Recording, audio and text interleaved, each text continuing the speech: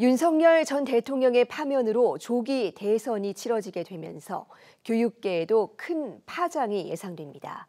이 후보 선출부터 정부 출범까지 2달도 안 되는 시간 안에 이루어지는 만큼 공약을 개발할 시간도 부족한 편인데요. EBS 뉴스는 이번 대선 전국 속에서 우리 아이들의 미래를 위해서 반드시 짚어야 할 교육 현안을 전문가들과 집중 분석해 봅니다. 조기 대선 교육의 미래를 묻는다. 먼저 영상 보고 오겠습니다. 대통령 윤석열을 파면한다.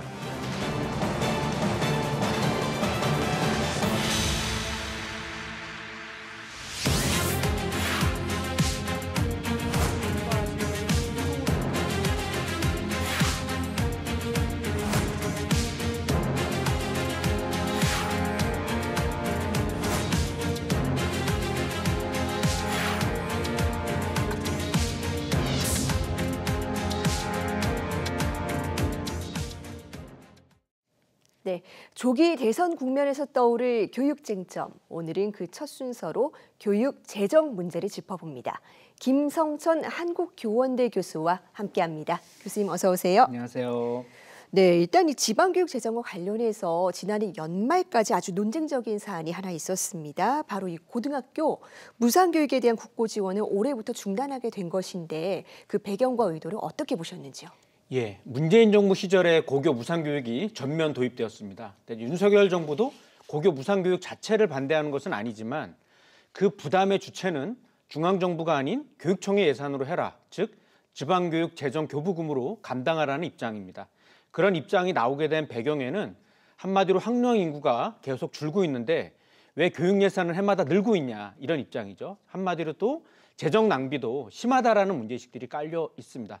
학생 수가 줄면 예산도 줄여야 한다는 입장이 내재되어 있고요.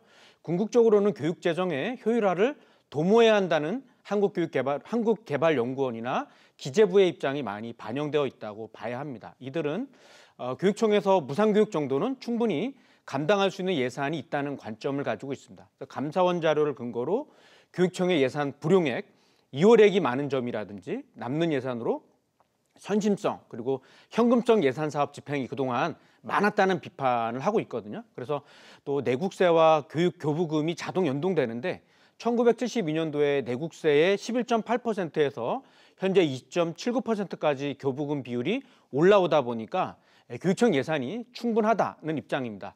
한 발 더 나아가서 기재부는 교부금 교부율을 현행보다는 더욱더 낮춰야 한다라는 관점이에요. 그래서 이러한 관점에서 보면 앞으로 유보통합의 그 재원 부담도 좀 교육청이 좀 져라. 그리고 지방교육 재정 교부금의 일부를 좀 고등평생교육 지원 특별회계를 통해서 대학에 2024년도에는 1.5조 원, 2024년도에 2.2조 원을 사용하게 되었는데 이런 맥락들이 교육청 예산은 충분하다는 입장을 갖고 있는 겁니다.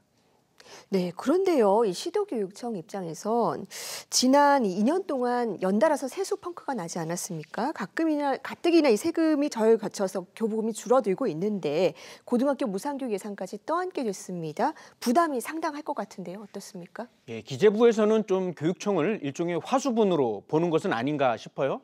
교육청이나 그 시도교육감 협의회에서도 할 말이 많죠. 그러니까 학생 수가 줄어든다고 해서 학교 수나 학급 수를 바로 줄이는 것은 아니거든요. 오히려 2014년과 2024년도를 기준으로 보면 유치원과 고등학교 수는 줄었지만 초등학교는 249개, 중학교는 86개가 오히려 늘어났습니다. 그러니까 신도시나 택지 개발이 이루어지면 그만큼 학교가 늘기 때문입니다. 또 학급 수를 기준으로 봐도 급별로 일반 학급은 전반적으로 감소 추세이지만 특수학급의 경우를 보면 고등학교는 284학급, 중학교는 546학급, 초등학교는 2237학급이 늘어났습니다. 그러니까 교육청의 경우에도 그 교육 교부금 예산의 중에서 교직원 인건비나 학교 운영비 등의 그 경직성 예산, 그러니까 고정비가 거의 한 70에서 76% 이상 들어간다는 거거든요. 그러면 교육감이 쓸 수 있는 가용 예산이 거의 없는 상황이다. 여기에 경기가 어려워지면 내국세 비율이 줄어들게 되고 교육 예산도 자연스럽게 줄게 되거든요. 또 노후화된 학교의 그 재건축하는 비용 등 보이지 않는 비용이 상당히 많다는 점을 감안하게 되면 학생 수가 줄면 예산도 줄여야 된다라는 것은 단순 논리다라는 게 교육청의 입장입니다. 네. 그런데요, 이 재정당국에서는 이런 말도 합니다. 특히 이 코로나19 대유행 시기에 그때는 세금이 비교적 많이 거쳤는데 학교는 좀 문을 닫은 기간이 있지 않습니까? 이때 남은 돈을 모아둔 기금이 있기 때문에 이걸 좀 돌렸을 수 있다. 이런 말도 하더라고요. 어떻게 보십니까? 예, 이미 세수 결손이 심해지면서 각 교육청 예산도 당연히 줄어들었거든요. 이미 각 교육청별로 모아둔 기금은 고갈되기 시작했고 심지어는 이제 지방채까지를 발행해야 할 상황에 이르렀다라는 거예요. 여기에 고교 무상교육비도 교육청당 뭐 몇백억 이상이 소요가 될 텐데 그렇게 되면 마른 수건을 쥐어 짜내야 되는 상황에 이르렀다.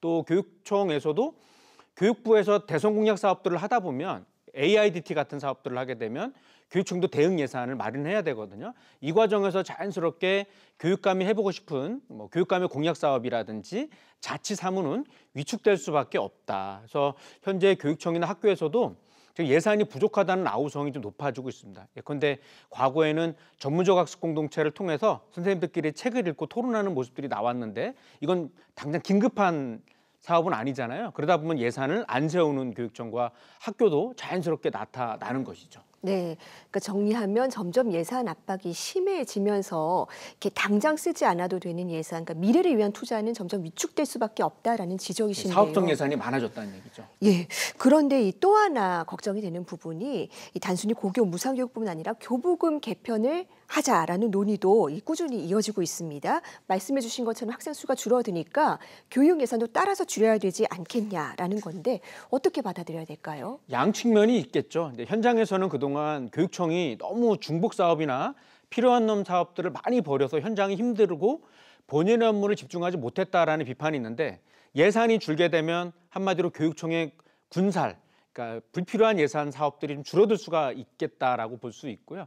근데 이제 교육청이나 학교 차원에서도 예산을 그동안 기계적으로 관성적으로 예산을 편성하고 집행하던 모습에 대해서는 좀 성찰해 보면서 이왕이면 좀 의미 있고 효율성과 성과를 높일 수 있는 방식의 업무 추진에 대해서도 좀 고민해 볼 필요가 있어요. 왜냐하면 학교마다 동일 사업을 하는데도 교육청마다 또 많은 편차가 벌어지고 있거든요. 또 하나는 기재부의 논리를 무조건 다 배관시할 필요는 없다. 선택과 집중을 잘해서 효율성을 높일 방법도 필요한데 예컨대 학령 인구가 계속 감소하는 시대에 1교 다캠퍼스 모형이라든지 초중고 통합 운영교 모델 이런 걸 통해서 좀 선택과 집중을 하면서 유연화를 하면서 좀 시설 현대화 같은 것도 이룰 수가 있거든요. 그러니까 이러한 방식들에 대한 모델들도 앞으로는 좀 찾아가야 합니다. 그러나 우리나라의 경우에는 그 부존 자원이 없어도 결국 교육으로 사람을 잘 키워서 이만큼 선진국이 되었다는 사실을 기억해야 할 것 같습니다. 교육은 소비가 아니라 결국 투자라는 관점을 갖고 공부를 잘하는 영재 학생들만 소중한 게 아니라 학교 안팎의 그 아동과 청소년 한 명 한 명이 이제 귀한 시대가 왔거든요. 그러면 양적인 방식에서 질적인 방식으로 표준화된 교육이 아니라 학생의 어떤 고유성과 개개인성을 발굴해 나가는 맞춤형 교육으로 전환하려고 하게 되면 제가 봤을 때는 효율성의 가치도 고려해야 하지만 투자 없이 인재를 기를 수 없다는 관점 역시 계속 고수할 필요가 있어야 되지 않을까 싶습니다. 네, 이제 본격적으로 조기 대선 앞두고 각 정당들이 본격적인 준비에 들어갔습니다. 이번 선거 과정에서요, 아무래도 이 안정적인 교육을 위한 밑바탕이 되다 보니까 교육 재정 문제 꼭 짚고 넘어가야 된다는 지적이 나오는데 교수님께서는 어떻게 보십니까? 예, 동의합니다. 사실 돌봄과 늘봄, 유보통합, 무상교육, 학생 맞춤형 교육, 지속발전교육, 고교학점제, 뭐 경쟁력을 갖춘 대학 만들기 이런 여러 방안과 대안이 지금 논의가 되고 있거든요. 뭐 교육과정 따라오지 못한 학생이 있으면 그냥 방치하는 게 아니라 이 학생을 위한 여러 지원 프로그램이나 경로형 교육과정이 들어가야 돼요. 이게 들어가려고 그러면 당연히 전문성을 갖춘 사람과 프로그램들이 요구되는 거고 여기에는 재원 마련 없이는 그냥 아이디어로 다 그칠 수밖에 없습니다. 경제가 침체되거나 세수가 줄면 교육 예산도 줄게 되는데 과연 이 교육의 질 제고를 향한 국민들의 목소리는 높아지고 있거든요. 재정 차원에서 불필요하게 낭비되는 요소가 없는지를 살피는 작업과 함께 이 지역 소멸 위기라든지 미래 사회 대비를 위한 한 명 한 명을 어떻게 키울까를 논의하려면 그 전제로 교육 재정이 뒷받침돼야 합니다. 네, 아무래도 이 재정은 제한되어 있다 보니까 여러 가지 관점들이 첨예하게 부딪힐 수밖에 없을 것 같습니다. 그럼에도 불구하고 이 차기 정부가 교육 재정과 관련해서 꼭 지켜야 될 원칙이나 철학 어떤 게 있을까요? 예, 교육은 시장과 다른 속성이 있다고 보여집니다. 일종의 공공재 내지는 공동재의 그 속성을 갖고 있다라는 거고요. 또 하나는 교육은 다른 영역에 비해서 상대적으로 좌우 이념의 요소 대립보다는 대화와 타협, 조정과 통합의 가능성이 있다고 봐요. 그러니까 전임 정부의 정책이라고 해서 무조건 폐기하는 방식보다는 현장의 의견을 수렴하여 강화, 유지, 축소, 폐지할 것을 좀 정밀하게 찾아봐야 되는 거죠. 그래서 학생과 현장 중심성, 민주성, 효과성, 효율성 등의 가치를 좀 균형 있게 잘 보면서 앞으로 정책 사업들을 추진해 나가야 된다라고 봅니다. 네, 여러 가지 가치들을 아주 균형 있게 고려해야 될 것 같은데요. 정치권과 교육계가 앞으로 어떤 청사진을 내놓을지 지켜봐야겠습니다.